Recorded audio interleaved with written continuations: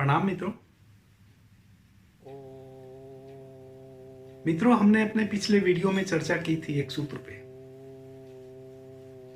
कैसे हम अपने ज्ञात अज्ञात अशुभ विचारों को अपने जो हमारी अंतस चेतना में बस गए हैं उनको अलविदा कहें, कैसे उन शुभ अशुभ सभी विचारों से हम मुक्त हों जो हमें ज्ञात हैं और जो अज्ञात विचार हैं जो कभी पूर्व में हमारे अंदर प्रवेश कर गए, अब वह हमें ज्ञात भी नहीं है, लेकिन वह एक शक्ति पुंज के रूप में नेगेटिव या पॉजिटिव, शुभ या अशुभ का कारण हमारे जीवन में बने हुए हैं। उनसे कैसे मुक्त हों, उनको कैसे विसर्जित करें, कैसे फिर से हम उस कंवारेपन में उतरें, उस निर्दोषता में। इस सूत्र पर हमने कल बात की थी। मित्रों, आज हम बात करेंगे कि वह जो सभी विचारों से मुक्त हमारा खालीपन है, उसमें शुभ विचारों के बीज कैसे रोपें,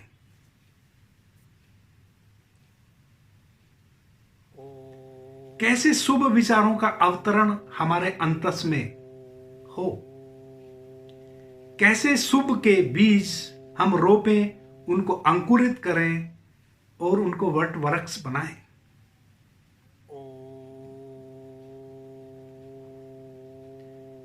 मित्रों, अपने पिछले कई वीडियो में हम इस संबंध में बातें कर चुके हैं। फिर से मैं दोहराता हूं, विचार एक शक्ति है। हमारे जीवन में जो भी दुख या सुख घटता है उसके पीछे हमें अनेकों कारण दिखाई देते हैं, लेकिन उन सभी कारणों को विकसित करने वाला जो कारण है वह है आपका विचार।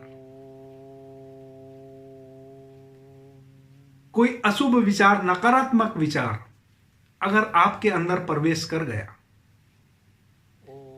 और उस विचार पे आपने चिंतन, मनन, मंथन करना शुरू कर दिया, तो वह विचार मंत्र बन जाता है और फिर वह विचार रूपी मंत्र एक निश्चित समय में अभिमंत्रित हो जाता है। और जैसे ही कोई विचार मंत्र बन गया और फिर वह अभिमंत्रित हो गया, तब उसके परिणाम आने शुरू हो जाते हैं।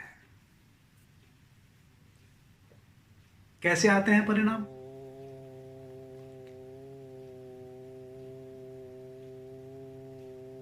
मित्रों, जब कोई भी विचार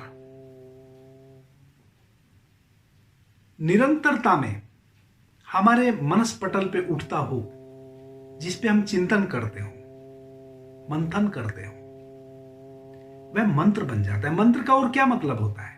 निरंतर जिस चीज को हम दोहराते हैं उस दोहराने को ही हम मंत्र कहते हैं।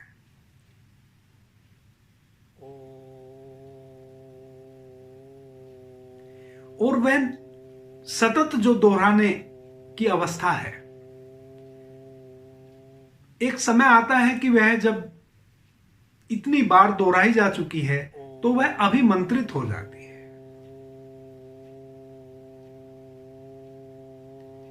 आप एक अभ्यास करके देखें। आप कोई रस्सी हाथ में ले लें और उसको गोल गोल घुमाएं। जितनी शक्ति आपके हाथ में है, पूरी शक्ति लगा दें उसको गोल गोल घुमाने में। एक अवस्था वैसी आएगी जब वह इतनी स्पीड पकड़ जाएगी कि सामने वाले व्यक्ति को यह भी नहीं दिखाई देगा कि वह रस्सी आप घुमा रहे हैं। वह दिखनी भी बंद हो जाएगी, ओझल हो जाएगी। देखते ना, आपके घर में पंखा चलता है, उसमें 3 या 4 पंखुड़ी होती है। जब आप उसको पूरी स्पीड से चलाते हैं तो पंखे का एक आवरा बन जाता है, बस वह दिखता है आपको, पंखुड़ियां नहीं दिखती।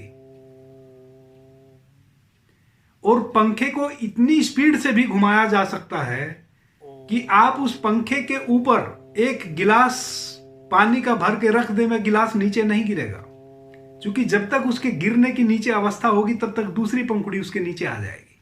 इतनी स्पीड से भी पंखे को घुमाया जा सकता है। वैसे ही सतत अभ्यास किसी विचार का जो मंत्र के रूप में हमने विकसित कर लिया है, वह एक निश्चित समय पे अभिमंत्रित हो जाता है। फिर अगर आप उस विचार पे अगर आप विचार भी नहीं कर रहे हैं, चिंतन भी नहीं कर रहे हैं, भाव भर उस विचार का अगर आपको हो जाता है, तो उस विचार की शक्ति काम करना शुरू कर देती है, क्योंकि वह भाव तरंगे, वह उस विचार की प्रतिध्वनि, वह उस विचार का भाव अभिमंत्रित होकर इस ब्रह्मांड में विसर्जित हो गया है। और ब्रह्मांड में जो भी चीज विसर्जित आपके द्वारा हो जाती है या किन्हीं के भी द्वारा हो जाती है, वह वापस लौट के जरूर आती है आपके पास, और वह कई गुना शक्ति के रूप में आती है। आप किसी गहरी खाई में, कई बार आपके साथ घटा होगा, जब आप किसी खाई के पास होते हैं, किसी ऊंचे पहाड़ के निकट आप जाते हैं घाटी में, एक बार आप हेलो बोलते हैं तो वापसी में कई बार हेलो हेलो हेलो की आवाज आती है। वह जो आपके द्वारा ध्वनि उच्चारित की गई, वह कई गुना बढ़ के वापस लौटती है।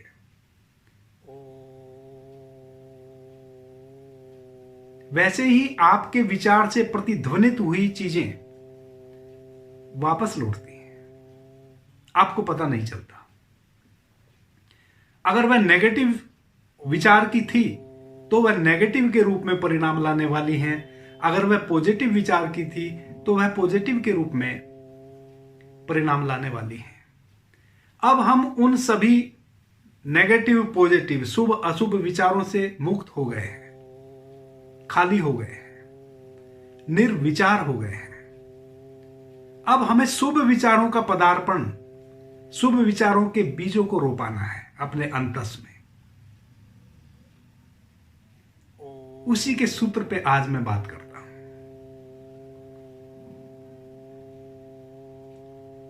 मित्रों, सबसे पहले तो शुभ और अशुभ का हमें ज्ञान होना चाहिए।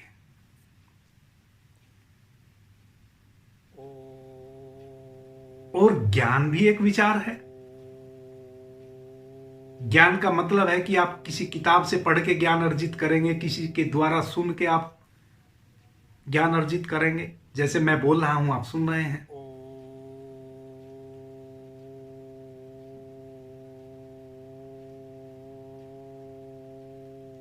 तो यह भी तो दूसरे के द्वारा ही फिर एक नया विचार आ गया।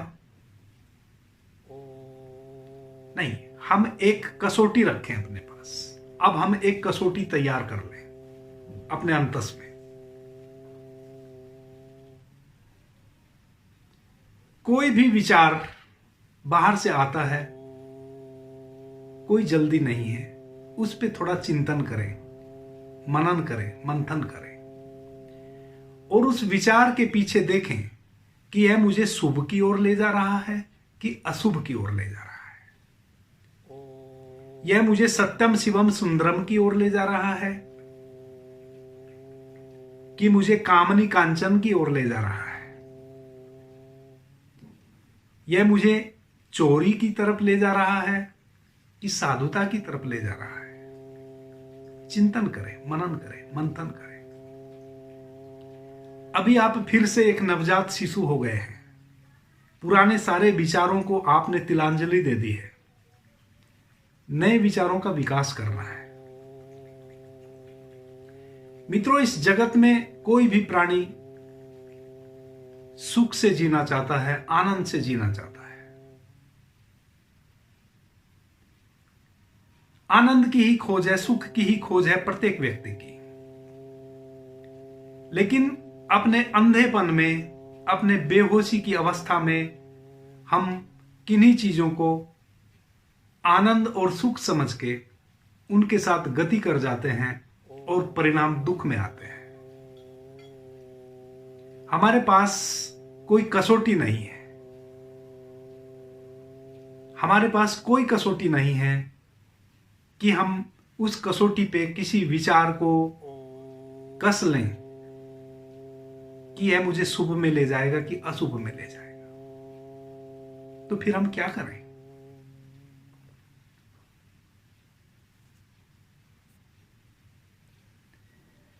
मित्रों, जो भी हम बोलते हैं, जैसे भी हम चलते हैं, जो भी हमारी शैली है, उसमें बदलाव लाएं।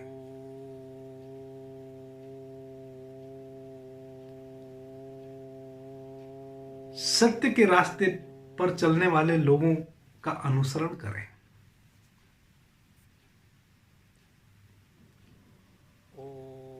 जीवन में छोटी छोटी घटनाएं बहुत बड़े बड़े परिणाम लाती है, बहुत बड़े बड़े। हमारे जीवन में कोई बहुत बड़ी घटना घटेगी तभी कुछ शुभ होगा या अशुभ होगा, ऐसा नहीं है। अपनी दृष्टि को थोड़ा बदलें, अपने सोचने के जो ढंग हैं उनमें थोड़ा चेंजिंग लाएं। और वह क्या चेंजिंग लाएं?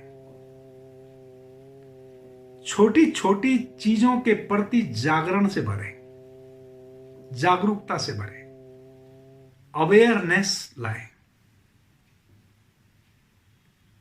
जब भी किसी से बात करें, अपनी वाणी के प्रति अवेयर हों, होश से भरें, जागरण से भरें। मैं क्या बोल रहा हूं? सामने वाला व्यक्ति जो क्वेश्चन किया है हमसे, या उसने गाली दी, या उसने कोई अच्छी बात कही या बुरी बात कही, उसका उत्तर इधर से मैं क्या दूं? उस पे सोचें, विचारें, जो भी शब्द अभी निकलने को है आपके भीतर से, और उसके प्रति अवेयर हो। यानी कि अपनी वाणी में शुद्धता लाएं।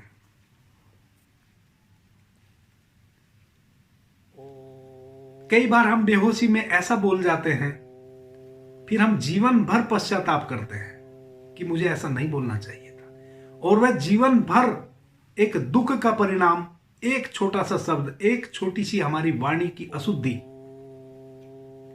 जीवन पर्यंत हमें कष्ट पहुंचाती रहती है। और चूंकि वह तो मुंह से निकल गई बात, जैसे मैंने पीछे कहा ना कि परमात्मा तो आपको स्वतंत्र कर रखा है। आप कुछ भी बोलें, आप कुछ भी करें, आप चोरी करें, आप साधुता में उतरें, आप जो करें, परमात्मा ने आपको स्वतंत्र कर रखा है। आप जो करेंगे फल वह आपको वही देगा, उसमें आप स्वतंत्र नहीं है। कर्म आप कोई भी चुन सकते हैं, उसके लिए आप स्वतंत्र हैं। परमात्मा का कोई बाउंडेशन आप पे नहीं है। लेकिन फिर आप यह मत कहना, फिर किसी मंदिर में जाके खड़े मत हो जाना कि परमात्मा मैं ही मिला सारे जहान के दुख देने को। फिर शिकायत मत करना। या तो आप अपने एक एक कर्म के प्रति अवेयर हों, होश से भरे, सजग हों।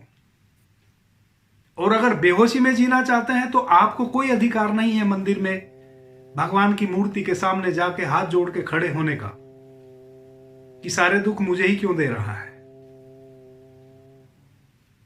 चूंकि परमात्मा की तरफ से यह तो सुनिश्चित ही है कि आपको उसने स्वतंत्र कर रखा है। आज तक परमात्मा ने आपको नहीं रोका कि आप चोरी ना करें। कभी परमात्मा आपके आड़े नहीं आता है। परमात्मा आपको कभी नहीं रोकता है कि आप बलात्कार ना करें। परमात्मा आपको कभी नहीं रोकता है कि आप यह ना करें, आप वह ना करें। आप जो करें आप स्वतंत्र हैं, लेकिन परिणाम के लिए आप स्वतंत्र नहीं हैं। और फिर जब परिणाम आने शुरू होते हैं तो आप पहुंच जाते हैं मंदिर, मस्जिद, गुरुद्वारे। आपको अधिकार नहीं है। और आप कितना ही माथा रगड़ें, आप कितना ही मंदिर में जाके फिर सर फोड़ें, कितने भी नारियल चढ़ाएं, कितना भी प्रसाद चढ़ाएं, आप उस दुख से मुक्त नहीं हो सकते हैं मित्रों। वह बीज जो आपने बोया है बेहोशी में, उसका फल तो आपको काटना ही होगा, बच नहीं सकते हैं। परमात्मा को आप धोखा नहीं दे सकते हैं।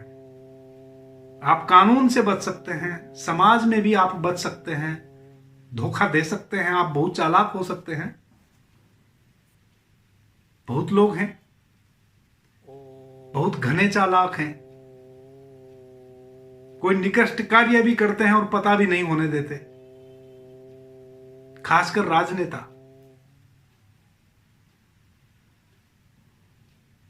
लेकिन परमात्मा की अदालत में आप नहीं बच सकते, वहां तो फिर आप नहीं बच सकते। जब परमात्मा ने आपको इतनी स्वतंत्रता दे रखी है कि आप कुछ भी करें, तो परमात्मा ने भी यह स्वतंत्रता ले रखी है कि भैया जो भी करोगे फल भी दूंगा। फिर वहां ना नुकर नहीं चलेगी कि यह मुझे नहीं चाहिए। और अक्सर हम यही करते हैं, सारा जीवन बेहोशी में बिताते हैं। जिस चीज के भी पीछे भागते हैं, चूंकि आप बेहोशी में भाग रहे हैं, जागरण तो आपके जीवन में घटा नहीं है, कोई कसौटी तो आपके पास है नहीं।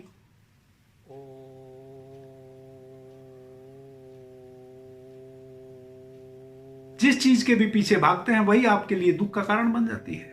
फिर आप उससे मुक्त होना चाहते हैं, कैसे? परमात्मा के मंदिर में जाके। नहीं हुआ जा सकता, नहीं मुक्त हुआ जा सकता, कोई संभावना नहीं है। धोखे में मत रहना। कितने भी तुम चालाक हो, परमात्मा के सामने चालाकी नहीं चलेगी, नहीं मुक्त हुआ जा सकता। तो फिर क्या करें? अपनी वाणी के प्रति अवेयर हो, क्या बोल रहे हैं। महाभारत में एक ही शब्द तो बोला था द्रौपदी ने, अंधे का बेटा अंधा। इतना बड़ा महाभारत हो गया, एक ही शब्द। एक निकृष्ट कार्य किया था लक्ष्मण ने, शूर्पणखा की नाक काट दी। क्या गलती थी शूर्पणखा की? लक्ष्मण उसको सुंदर लगा, उसके अंदर लक्ष्मण के प्रति प्रेम उमगा, उसने अपने प्रेम का आमंत्रण लक्ष्मण को दिया। कुछ भी तो गलत नहीं किया, कोई बलात्कार तो लक्ष्मण का नहीं किया था द्रौपदी ने, सॉरी क्षमा करें मित्रों, शूर्पणखा ने बलात्कार तो नहीं कर दिया था लक्ष्मण का। उसके अंदर प्रेम उमगा, उसने अपना प्रेम प्रकट किया।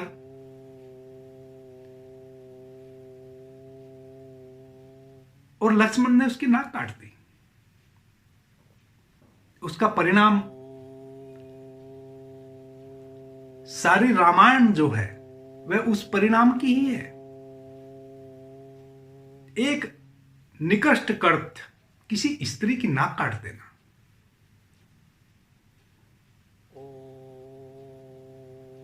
लाख कोई रामायण में दलील दे, मेरे भीतर नहीं उतरती बात। मुझे अस्वीकार्य है लक्ष्मण के द्वारा शूर्पणखा की नाक काट देना, मैं स्वीकार नहीं कर सकता। और वह भी किस अवस्था में? जब उस स्त्री के अंदर लक्ष्मण के प्रति प्रेम उमगा और उसने प्रेम निमंत्रण लक्ष्मण को दिया। कुछ भी तो गलत नहीं किया था, कोई तो अनर्थ नहीं कर दिया था, कोई बलात्कार भी नहीं कर दिया था लक्ष्मण का। और उसने एक भोली भाली प्यारी सी स्त्री की नाक काट दी।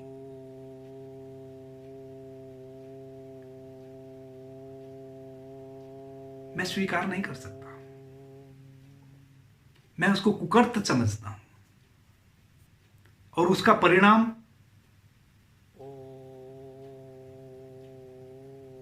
पूरी लंका खत्म हो गई। रावण सीता को चुरा के ले गया उस बदले की भावना से। किसी भी भाई का यह कर्तव्य है कि वह अपनी बहन की रक्षा सुरक्षा करे, लेकिन फिर रावण भी एक गलती कर गया, उसने भी एक कुकर्त कर दिया। जो लक्ष्मण ने किया वही रावण ने भी किया, इसलिए उसको भी मिटना पड़ गया। फिर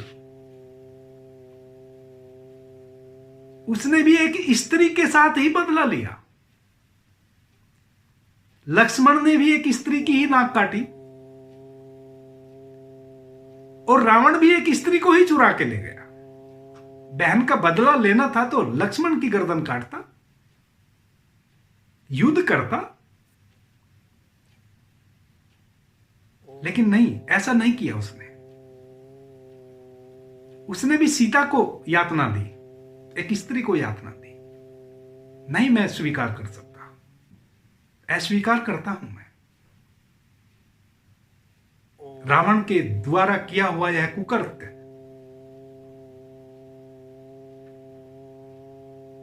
स्वीकार योग्य नहीं है, इसलिए उसको भी परिणाम भुगतना पड़ा। उसकी भी लंका समाप्त हो गई। अपने सारे परिजनों को उसने उस युद्ध में खो दिया, और स्वयं भी उस युद्ध की वेदी पे चढ़ गया, मृत्यु को उपलब्ध हुआ।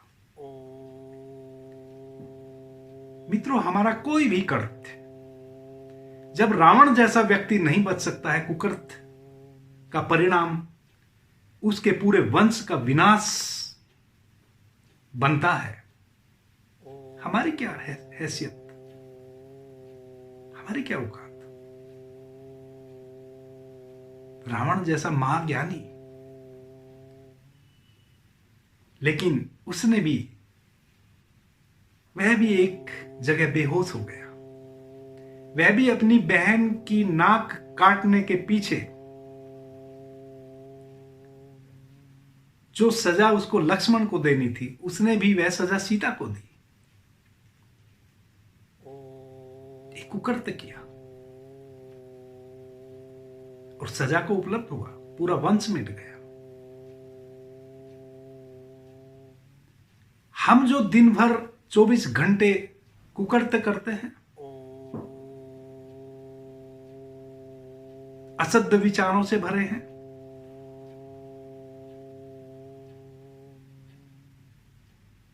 हमारा क्या होगा? और हम सोचते हैं हम मंदिर में जाके बच जाएंगे, नहीं बचेंगे।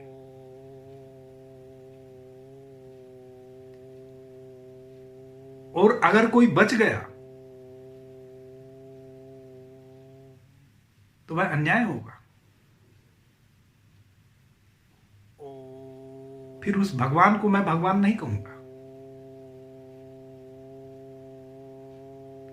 लेकिन भगवान ऐसा करता नहीं है।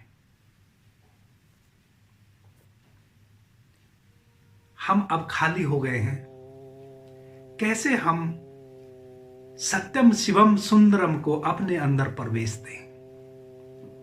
कैसे हम उस राम को अपने भीतर जन्माएं? कैसे उस कृष्ण तत्व को अपने भीतर जन्माएं? कैसे उस शिव को हम अपने भीतर जन्माएं? कैसे उस सत्य को अपने भीतर जन्माएं? कैसे सुंदर को अपने भीतर जन्माएं, सौंदर्य को अपने भीतर जन्माएं? तो सबसे पहली तो प्राथमिकता है मित्रों, शरीर के तल पे। दूसरी प्राथमिकता है चेतना के तल पे। और तीसरा, परमात्मा फिर स्वयं कर लेता है। 2 कदम आप चलते हैं, तीसरा कदम परमात्मा स्वयं चल लेता है। फिर तो वह बाहें खोले खड़ा ही हुआ है। जैसे ही आप 2 कदम चलते हैं, बाकी सारे कदम वह चल लेता है और आपको अपनी बाहों में ले लेता है। शरीर के तल पे पहला, अपनी वाणी पे संयम रखें। वही बोलें जो बोलने योग्य है। इसी तो कहा है किसी ने, इसीलिए किसी ने कहा है, बोल तो अनमोल है, जो कोई बोले तोल। बहुत जल्दी नहीं है किसी का उत्तर देने की। अगर किसी ने ज्यादा ही कठिन बात सामने से कह दी है तो उसको बोला है कि भैया मैं क्षमा चाहता हूं, अभी आपकी बात का उत्तर मैं नहीं दे सकता हूं। अगर किसी ने बहुत सारी गालियां दे दी हैं, उसको कहें कि भैया आपकी गालियों का जवाब मैं कल दूंगा, अभी के लिए मैं क्षमा चाहता हूं, आज मैं आपकी गालियों का उत्तर नहीं दे सकता। थोड़ा मैं आपकी गालियों पे विचार करूंगा, चिंतन करूंगा, और फिर जो उत्तर निकलेगा मेरे अंदर से वह मैं आपको दूंगा कल। ठहर जाए, कोई जल्दी नहीं है। जब तक हम जागृत अवस्था में नहीं आ जाते हैं, जब तक हमारे जीवन में जागरण नहीं घटता है,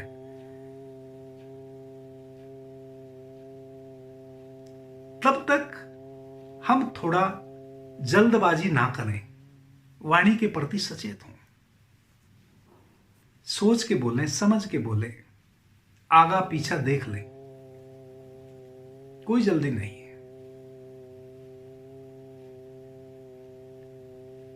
मित्रों, जैसे ही आप सोचना और समझना शुरू करेंगे, अनावश्यक जो भी है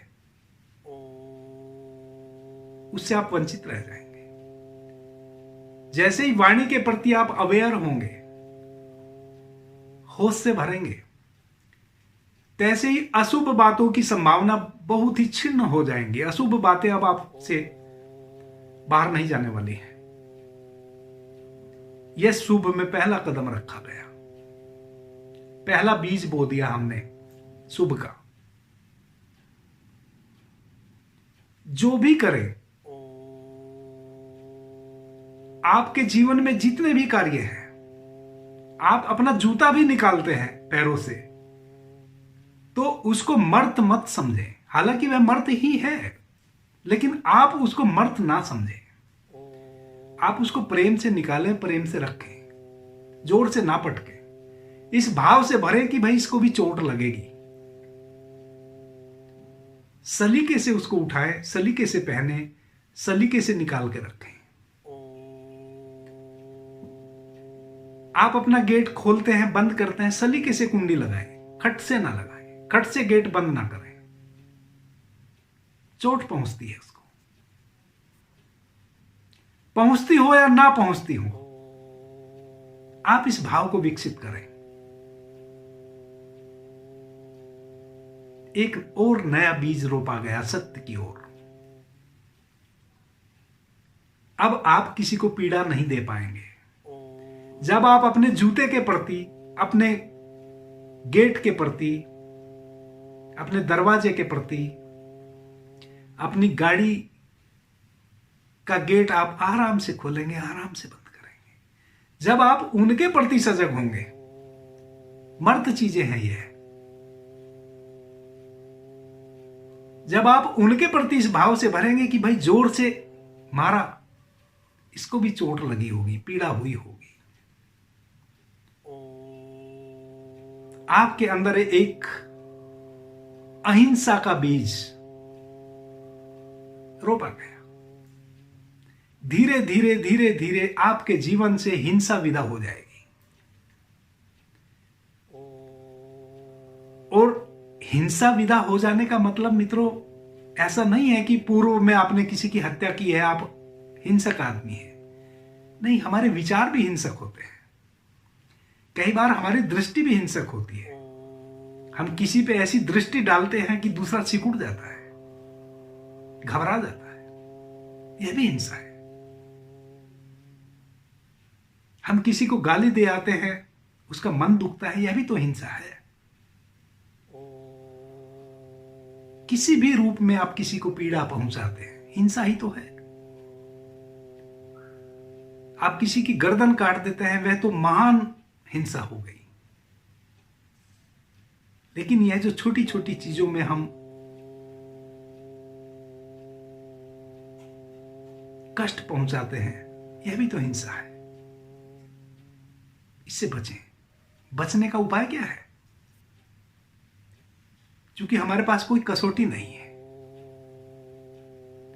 तो जब कसौटी नहीं है, जब तक हमारे जीवन में जागरण नहीं उतरता है, जब तक हम समाधिस्थ नहीं होते हैं, जब तक हमारे जीवन में ध्यान का दीपक नहीं जलता है, जब तक वह सूर्य हमारा छोटा सा टिमटिमाता दीपक नहीं हम जला लेते हैं, तब तक हम कैसे इनसे मुक्त हों?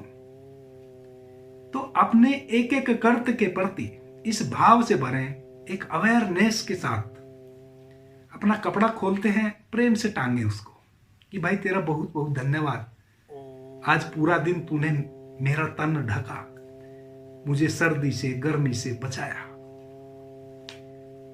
उसको उसके प्रति थैंकफुल हो, उसको धन्यवाद दें।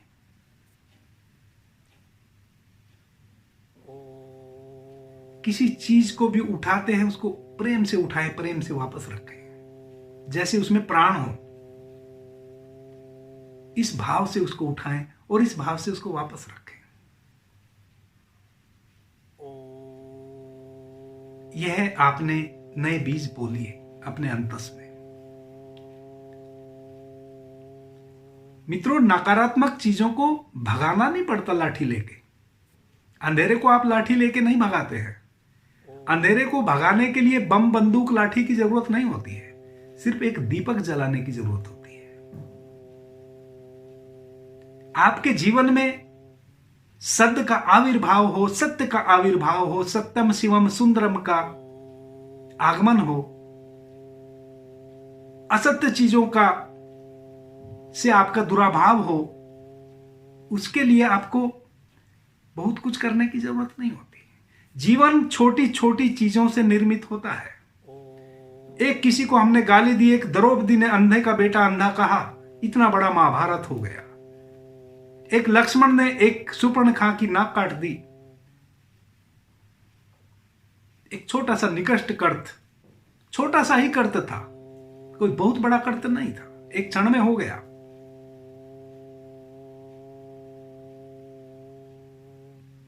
विनाश हुआ। जीवन छोटी छोटी चीजों से बनता है। जीवन में कभी भी बहुत बड़ी चीज आपके नहीं इकट्ठी आती है। आप एक एक रुपए से हजारों इकट्ठे कर लेते हैं, हजार से लाख, लाख से करोड़।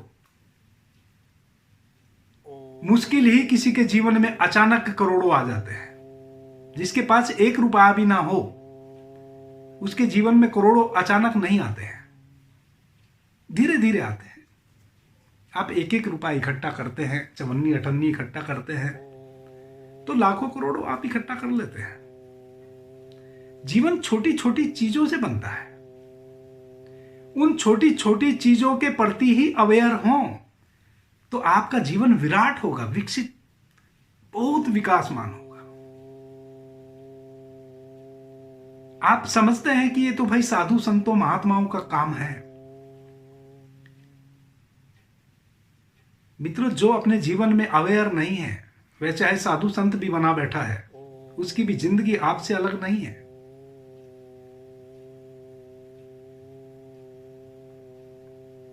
उन्होंने भी अपने कुर्ते में पॉकेट लगा रखी है अंदर,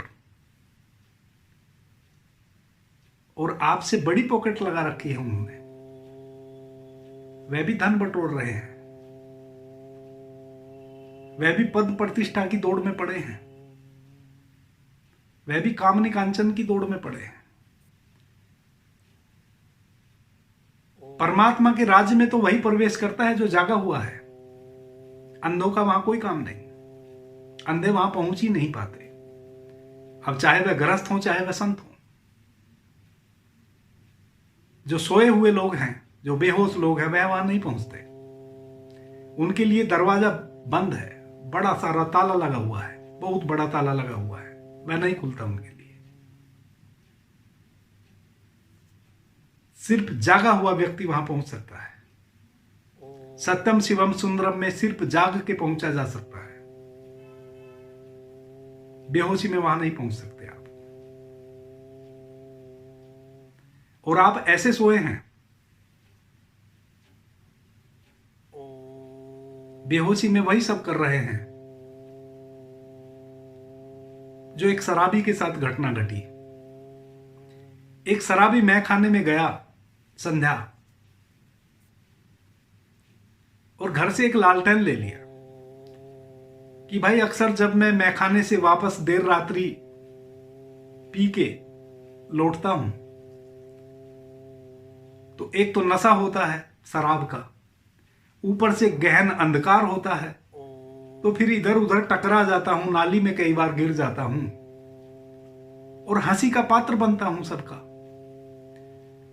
तो एक दिन वह घर से लालटेन लेके चल दिया मैं खाने कि आज मैं लालटेन लेके जाऊंगा और जब मैं खाने से वापस लौटूंगा तो अपनी लालटेन के सहारे लौट आऊंगा, कहीं गिरूंगा नहीं, हंसी का पात्र नहीं बनूंगा।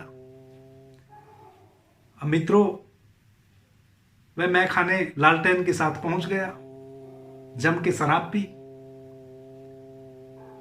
आधी रात बीत गई।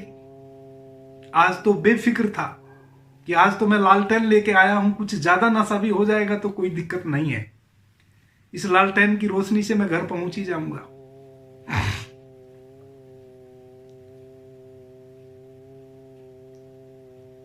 मैं खाने से निकलता है, रास्ते में गाय भैंस मिली, उनसे टकराया, कोई पेड़ मिला उससे टकराया। लालटेन हाथ में थी। बोला कि यार सच में कलयुग आ गया है, ये लालटेन भी धोखा दे रही है। सोचा था कि लालटेन मुझे टकराने से बचा लेगी, लेकिन कलयुग आ गया है, ये लालटेन भी धोखा दे रही है। फिर आगे बढ़ता है, एक दीवार से टकराता है और नाले में गिर जाता है। जिस हंसी का पात्र बनने से अपने आप को बचा रहा था, लालटेन साथ लेके गया था, गिर गया। पत्नी बच्चे निकाल के ले गए। सुबह में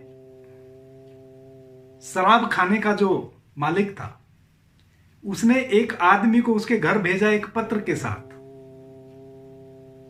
उस पत्र में लिखा था, प्रिय ग्राहक देवता, आप गलती से अपनी लालटेन मेरे मैखाने में छोड़ गए और मेरे तोते का पिंजरा ले गए।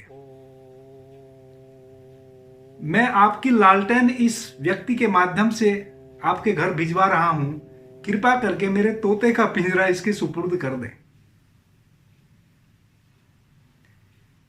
बेहोश आदमी को क्या पता रहेगा लालटेन है कि तोते का पिंजरा? कहीं नहीं पहुंचेगा, वह नाली में गिरेगा। वह कितना भी जतन कर ले, कितने भी उपाय कर ले, अगर वह बेहोश है, अगर उसने शराब पी ली है, तो उस शराब के नशे में क्या लालटेन और क्या तोते का पिंजरा? वह अपनी लालटेन छोड़ आया बेहोशी में और तोते का पिंजरा उठा के चल दिया और बोला कि कलयुग आ गया है, यह लालटेन भी काम नहीं कर रही है। बेहोशी में ऐसा होता है मित्रों, हम जो भी करते हैं अगर वह बेहोशी में कर रहे हैं, उसका परिणाम दुख ही होगा। छोटी छोटी चीजों के प्रति जागृत हो, अपनी वाणी के प्रति, हमारी अपनी चाल के प्रति। यूं ही ना दौड़े, बेवजह ना भागे, होश में चप्पल पहने, जूता पहने, होश में कदम रखे। आपको पता हो कि मेरे पैर चल रहे हैं, यंत्रवत मत चलें। जैसे एक यंत्र चलता है ऐसे ना चलें, होश में चलें। इससे बड़े परिणाम आने वाले हैं मित्रों। यह जो आपका अपने दरवाजे के प्रति अवेयर होना, यह अपने जूते के प्रति अवेयर होना, यह अपने कदमों के प्रति अवेयर होना, यह वह बीज है जो आपके जीवन में वट वृक्ष बनने वाला है। यह एक दिन आपके अंदर उस जागरण को विकसित करेगा, उस सत्यम शिवम सुंदरम का अवतरण करा देगा। और एक दिन इन छोटी छोटी चीजों से परिष्कृत होते हुए आप परमात्मा के दर्शन पा जाएंगे। ना कोई तप किया, ना माला फेरी, ना जप किया, ना किसी गुरु का सानिध्य किया, ना किसी मंदिर गए, ना मस्जिद गए, और परमात्मा एक दिन साक्षात सामने खड़ा होगा कि आज आप तेने सारी शर्तें पूरी कर ली। छोटे छोटे जीवन छोटी छोटी चीजों से बनता है। वही सुने जो सुनने योग्य है। बहुत सारी ध्वनियां इस ब्रह्मांड में गूंज रही हैं। हम किसी के प्रति अपना तादात्म्य में ना बनाएं, अपने को ना जोड़ें। जो मधुर है, जो प्रिय है, उससे जुड़ें।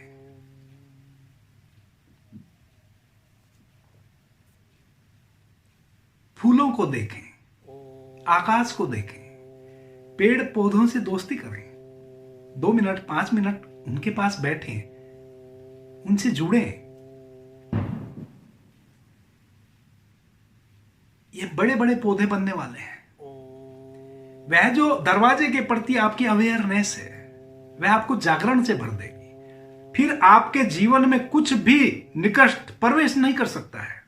आपको एक आंख मिल गई, आपको एक कसौटी मिल गई,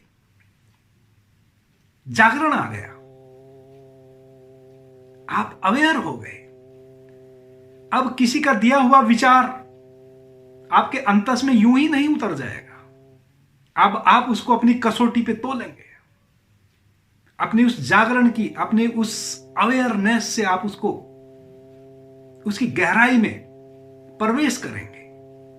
आपको पता होगा कि इसका परिणाम क्या आने वाला है। यह मुझे कहां यात्रा कराएगा, शुभ में कि अशुभ में।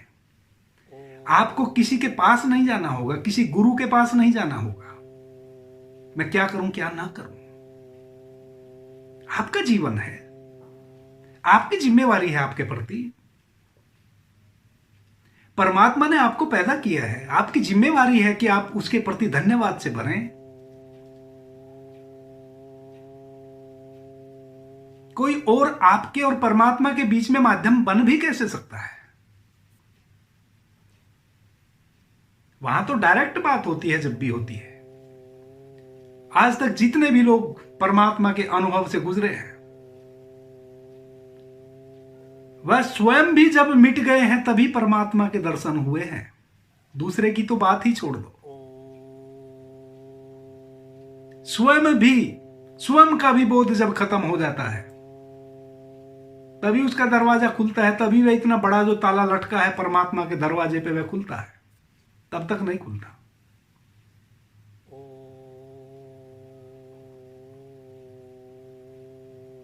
आपकी अपनी जिम्मेवारी है हर प्रत्येक स्थिति में अपने छोटे छोटे जीवन के कृत्यों को सत्यों में बदलें। आपका पूरा जीवन सत्यम शिवम सुंदरम बन जाएगा। आपकी खिलावट, आपकी आंखों की चमक, आपकी मुस्कुराहट, आपके चेहरे का तेज परमात्मा की कहानी सुनाएंगे। जो भी आपके आवरा में आएगा परमात्मा की कहानी सुनेगा। आपका एक एक कर्त परमात्मा की गाथा, गीता और रामायण कह रहे होंगे। आपकी वाणी से वेद झर रहे होंगे। फिर आप जो भी बोलेंगे असत्य तो होगा ही नहीं, निकृष्ट तो आप बोल ही नहीं सकते। जैसे जैसे आप छोटी छोटी चीजों के प्रति अवेयर होंगे, तैसे तैसे आप जो बोलोगे वही हरि बोल, वही हरि बोल होगा, वह परमात्मा की आवाज होगी। आपकी आंखों से परमात्मा के दूसरे को दर्शन होंगे। आपकी आंखों की चमक, आपकी कुंवारी स्माइल, आपकी मुस्कुराहट के पीछे आपका कुंवारापन। ये कुंवारा शब्द जो मैं उपयोग करता हूं ना मित्रों, एक मुस्कुराहट होती है किसी को रिझाने के लिए, वह कुंवारी नहीं है, उसमें किसी को रिझाने की आकांक्षा है,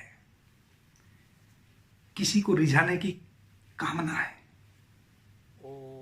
नहीं, जब आप बस मुस्कुराते हैं, वजह कुछ भी नहीं है, वह कुंवारी मुस्कुराहट होती है। वह आपकी जो मुस्कान कुंवारी, वह परमात्मा की कहानी कह रही होगी, वह परमात्मा के सौंदर्य को दर्शन करा रही होगी। छोटे छोटे कृत्यों के प्रति बहुत बड़ा जीवन में कभी नहीं घटता है।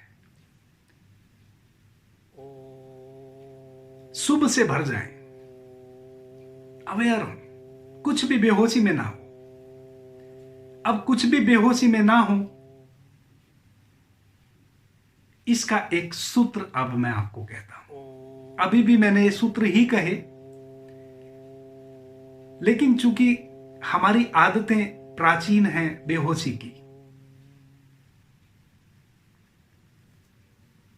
घटते घटते बेहोशी घट जाती है। सुबह उठे अपने बिस्तर से, जैसे ही जागरण की पहली बेला आपकी स्मृति में आए कि अब मैं जग रहा हूं, तैसे ही उठ के बैठ जाएं, आंख बंद ही रखें, खोले नहीं। जैसे ही आपको पहला अनुभव होता है कि मैं जग रहा हूं, अब मैं जग गया, तैसे ही उठ के बैठ जाएं। 2 मिनट के लिए आंख बंद ही रखें, आंख ना खोलें। अपना नाम लेके 3 बार अपने आप से पूछें कि आज का जो यह जीवन परमात्मा ने दिया है, क्योंकि रात्रि में आप बेहोश थे, निद्रा में आप बेहोश थे, आपको कुछ भी नहीं पता था आप कहां थे, किस अतल में थे। अभी अभी जागरण उतरा है, ताजा ताजा। अपना नाम लेके 3 बार पूछें कि आज का जो यह जीवन मुझे मिला है परमात्मा की ओर से, इसको होश में जिएगा कि बेहोशी में जिएगा, इसको सुख में जिएगा कि दुख में जिएगा, कि आनंद में जिएगा। अपना नाम, स्वयं का नाम लेके 3 बार अपने आप से पूछे। इतनी गहनता से पूछे कि आपका यह पूछना आपके अंतरतम में एक विचार बन जाए, आपके इस पूछने की गूंज एक मंत्र बन जाए, और यह आपका पूछना अभिमंत्रित हो जाए, और आपके उस पूछने की ध्वनि, आपके उस पूछने का भाव इस ब्रह्मांड में गति कर जाए, विसर्जित हो जाए।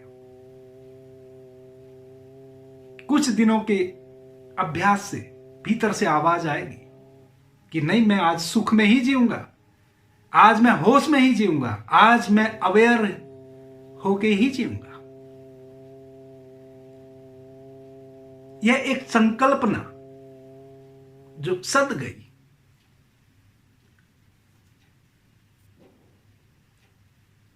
आपकी पूरी चेतना अब आपको अवेयरनेस से भर देगी। अगर गलती से आपसे दरवाजा जोर से लग भी गया तो आपकी चेतना आपको तुरंत झकझोरेगी कि यह क्या किया, क्षमा मांगो, और आप फिर से उस दरवाजे को खोलेंगे और क्षमा मांगते हुए फिर बंद करेंगे कि भाई क्षमा कीजिए, थोड़ा बेहोश हो गया था। और तुरंत आपकी चेतना आपको जागृति के प्रति अवेयर करेगी। आपने बेहोशी कर दी, गेट को खोलो, फिर से बंद करो, क्षमा मांगो। थोड़ा भी जूता पटक दिया, आपकी चेतना अंतर से कहेगी कि गलती कर दी, बेहोश हो गए, फिर से वापस जूते को उठाओ, फिर से क्षमा मांगो, रखो। यह घटना घटनी शुरू हो जाएगी। एक सूत्र। दूसरा सूत्र, किसी भी अच्छे विचार को, कोई भी एक अच्छा विचार का निर्माण करो।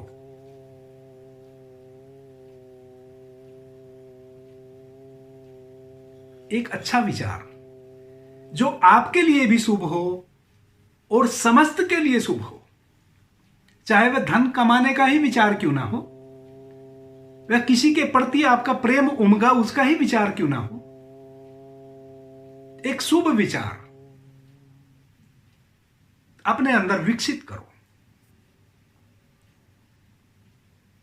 एक विचार को अपने मनस्पटल पे लाओ, अपने होश को आज्ञा चक्र पे लेके जाओ। एक विचार को निर्मित करो, एक नया विचार निर्मित करो, शुभ विचार जिसका प्रतिफलन शुभ हो। क्योंकि अब आप थोड़े थोड़े जगने लगे हैं, अब आपको शुभ और अशुभ का थोड़ा थोड़ा ख्याल आने लगा है। अब आप शुभ विचार से भर सकते हैं। अब आपको एक कसौटी मिल गई है अवेयरनेस की, जागरण की, होश की।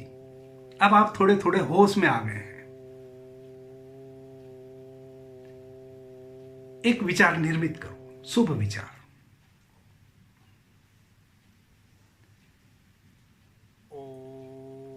उस विचार को अपने मनस्पटल पे लाओ।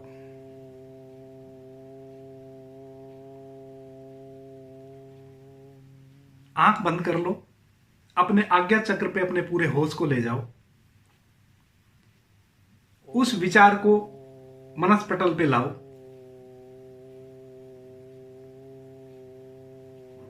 उसके प्रति विजुअलाइजेशन से भरो, संकल्पना से भरो कि भाई मैं आज एक यह नया विचार निर्मित करता हूं और इस विचार को मैं इस प्रकार से अंजाम दूंगा। सुबह शाम 10 मिनट बैठ जाओ, उस नए विचार को अपने मनस्पटल पे लाओ। इसको कहते हैं विजुअलाइजेशन। एक विचार निर्मित किया, उसकी पूरी तैयारी कर ली कि कैसे मैं इस विचार को अंजाम दूंगा, यानी कि विचार को अब आप उसको अपने कार्य में उतारेंगे। कोई भी एक विचार, शुभ विचार अपने मनस्पटल पे लाओ और उस विचार को कैसे कैसे आप अंजाम देंगे उसके प्रति संकल्पना करो अपने मनस्पटल पे। इसको कहते हैं विजुअलाइजेशन। आप देखो कि जैसे आपने एक विचार की नया निर्मित किया,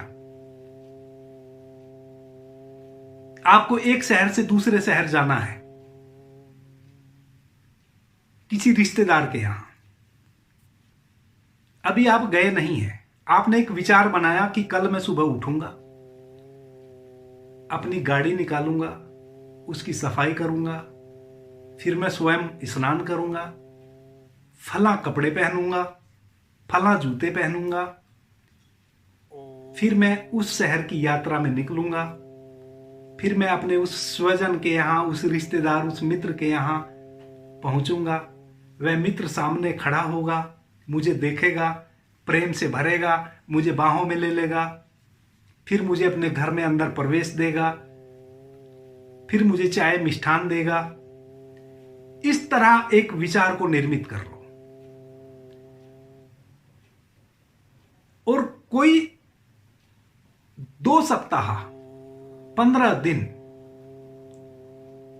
इस प्रकार से उसको विजुअलाइजेशन में लाओ। उस विचार को, मैं उठा, मैंने अपनी गाड़ी साफ की, फिर मैंने स्नान किया, फला कलर के मैंने कपड़े पहने, फिर मैं गाड़ी स्टार्ट किया, फिर मैं उस शहर निकला, मेरा मित्र के अपने रिश्तेदार के घर पहुंचा, वह दरवाजे पे खड़ा था, उसने मुझे बाहों में लिया, मेरा आदर किया, सत्कार किया, फिर वह मुझे अपने अंदर घर ले गया, फिर उसने मुझे चाय मिष्ठान कराया। इस तरह 2 सप्ताह तक इस विजुअलाइजेशन से भरे। मित्रों, आप आश्चर्यचकित होंगे जैसे ही इस संकल्पना से आप भरेंगे, इस विचार की, इस प्रकार से कि मैं उठा, ये सब चीज आप प्रतिदिन सुबह शाम दोहराएंगे संकल्पना में, कोई 2 सप्ताह बाद वैसा घटना घटना शुरू हो जाएगी। आपके साथ वैसा वैसा ही घटेगा। 2 सप्ताह बाद आप गाड़ी निकालेंगे, उसको साफ करेंगे, नहाएंगे और वही कपड़े आप पहनेंगे। सारी सिचुएशन वैसी बन जाएगी, वैसे ही कपड़े आप पहनेंगे जो आपने संकल्पना में किए हैं। फिर आप यात्रा करेंगे उस शहर की, उस अपने मित्र, दोस्त, रिश्तेदार, अपने प्यारे के घर आप पहुंचेंगे और आप पाएंगे कि जैसा जैसा आपने संकल्पना की थी तैसे ही वह खड़ा है दरवाजे पे आपके अभिवादन के लिए। और जैसा जैसा विजुअलाइजेशन, संकल्पना आपने की कि उसने मुझे ऐसे बाहों में लिया, प्रेम किया, आदर से फिर घर में भीतर प्रवेश दिया, बिल्कुल वैसा वैसा ही वह करेगा आपके साथ। आप आश्चर्यचकित होंगे।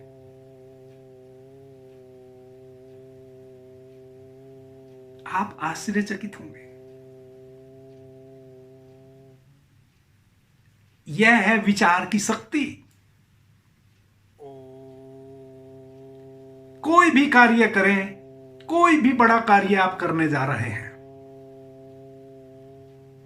पहले उसके प्रति 2 सप्ताह संकल्पना से भरें, विजुअलाइजेशन से भरें। उस कार्य को पहले अपनी संकल्पना में करें, तब उसको मूर्त रूप दें। आप देखेंगे पूरी प्रकृति, पूरी कायनात आपको उस कार्य को वैसे ही पूर्ण करने में अपनी शक्ति को लगा देगी। अद्भुत घटना घटेगी आपके साथ, अद्भुत।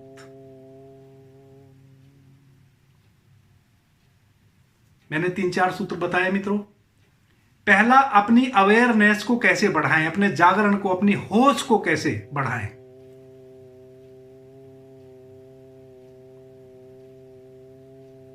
होश कैसे बढ़ेगा? यह किसी ध्यान से, ज्ञान से, मेरे कहने से, किसी के सुनने से, किसी संत महात्मा के पास जाने से आपके जीवन में होश नहीं उतरेगा। आपको अपने जीवन के प्रत्येक कृत्य के प्रति अवेयर होना होगा। आप अपने जीवन में एक एक उस मर्त चीज के प्रति, जिस टेबल पे आप बैठे हैं, जिस कुर्सी पे आप बैठे हैं, उस कुर्सी को ऐसे उठाएं, ऐसे रखें जैसे उसमें प्राण हो। अपने दरवाजे को ऐसे लगाएं जैसे उसमें प्राण हो। थोड़ा भी जोर से लग जाए, अरे चोट लग गई इसको। अपने जूते को ऐसे रखें जैसे उसमें प्राण हो। अपनी गाड़ी को ऐसे चलाएं जैसे उसमें प्राण हो। कोई भी कर्त, एक एक कर्त के प्रति सजग हो जाए, बेहोशी में ना घटने दे। कोई भी कार्य बेहोशी में ना हो। धीरे धीरे धीरे धीरे आपके जीवन परम प्रकाश से भर जाएगा।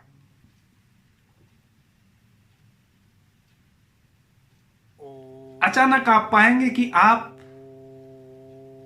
एक दीपक बन गए, आप एक सूर्य बन गए, आप एक प्रकाश बन गए, जिस प्रकाश के सामने अब कुछ भी अंधेरा बचेगा नहीं, कुछ भी छिपा नहीं रह जाएगा। किसी भी कार्य के पीछे का जो अब तक आपको नहीं दिखाई देता था परिणाम, अब आपको वह परिणाम भी दिखाई देगा। अब आपको अगर जरूरी लगेगा तो आप किसी की गाली को गाली के रूप में देंगे, आपको जरूरी लगेगा तो आप चुप रहेंगे, आपको जरूरी लगेगा तो आप कुछ और बोलेंगे, क्योंकि अब आपको पता है सामने वाले को क्या बोलूंगा तो उसका क्या परिणाम आएगा। अब आप बेहोश नहीं हैं, आपके जीवन में होश का अवतरण हो गया। आप प्रत्येक कर्त के प्रति अवेयर हो गए। परमात्मा का आशीर्वाद आप पे बरस गया। लेकिन किन लोगों पे बरसेगा? जो अपने दैनिक कार्यों के प्रति सजग होंगे, प्रत्येक चीज के प्रति ऐसे सजग होंगे जैसे वह जीवित हो, जैसे वह प्राणवान हो।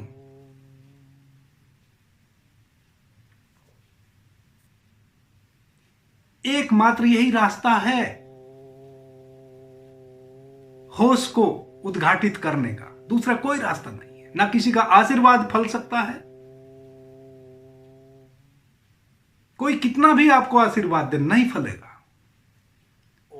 आशीर्वाद देने वालों के आशीर्वाद स्वयं को ही नहीं फलते हैं।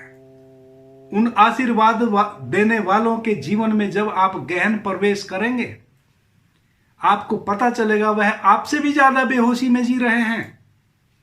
भीतर कुछ है, बाहर कुछ दिखते हैं। एकमात्र रास्ता है प्रत्येक चीज के प्रति, प्रत्येक कार्य कृत्य के प्रति अवेयर हो। दूसरा, सुबह उठ के प्रतिदिन अपने आप से ही पूछें, 2 ही मिनट की तो बात है, क्या जल्दी है? कोई भी तो जल्दी नहीं। 2 मिनट में कुछ भी तो आपका लूट पिट नहीं जाएगा। अभी तक भी तो आप निद्रा में बेहोशी में ही थे। निद्रा से जैसे ही जागरण घटे, बिना आंख खोले, आंख बंद किए कि अपने बिस्तर पे वहीं के वहीं बैठ जाए, अपना नाम लेके अपने आप से ही पूछे, आज का दिन होश में जिएगा कि बेहोशी में, सुख में जिएगा कि दुख में जिएगा? कुछ दिन में यह विचार अभिमंत्रित हो जाएगा और यह ब्रह्मांड आपके चारों तरफ एक जागरण का आवरण बना देगा। तीसरा सूत्र, एक संकल्पना, एक विचार उत्पन्न करें, उसकी संकल्पना से भरें। संकल्पना से भरें यानी कि कोई विचार, कोई कार्य आपको करना है, पहले उसको आप अपने मनस पटल पे कर लें। आप घर से निकले, उस मित्र के पास गए, उसने ऐसे आपका अभिवादन किया, इस संकल्पना से पहले भर लें। 2 सप्ताह इसका अभ्यास करें, तब उस स्थान पे प्रस्थान करें। जैसी संकल्पना आपने की है वैसा ही घटेगा। और फिर इस संकल्पना को आप जो भी जीवन में शुभ चाहते हैं, उस शुभ का विचार उत्पन्न करें। फिर उस विचार के प्रति संकल्पना से भरें, विजुअलाइजेशन से भरें, और आप देखेंगे कि जीवन में आपके वैसा वैसा होने लगा। ये पूरी प्रकृति आपको उसमें शक्ति देना शुरू करती है। और जैसे जैसे यह जागरण या विजुअलाइजेशन की स्थिति आपकी बनेगी, आपके जीवन में कुछ भी अशुभ नहीं रह जाएगा। अशुभ का प्रवेश असंभव है। अभी के लिए इतना ही। आपने मुझे प्रेम से, ध्यान से सुना, उससे मैं बहुत अनुग्रहित हूं। सभी मित्रों को मेरा प्रणाम, धन्यवाद। आपके जीवन में शुभ उतरे, ऐसी मैं प्रभु से प्रार्थना करता हूं।